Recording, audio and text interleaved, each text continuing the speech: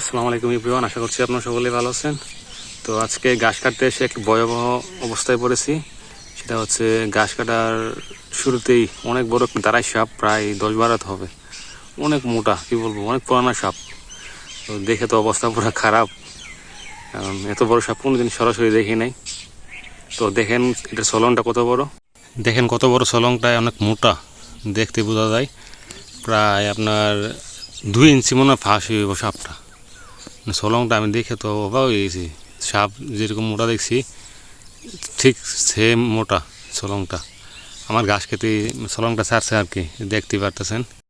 তবে বেশি কিছু বলবো না, সবাইকে একটা সতর্ক করব, যারা খামারি আছেন তারা তো অবশ্যই সবসময় ঘাস কাটতে হয়।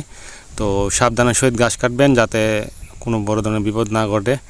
তো সবাই ভালো থাকবেন, সুস্থ থাকবেন আশা করি। আসসালামু আলাইকুম ওয়া রাহমাতুল্লাহি ওয়া বারাকাতুহু।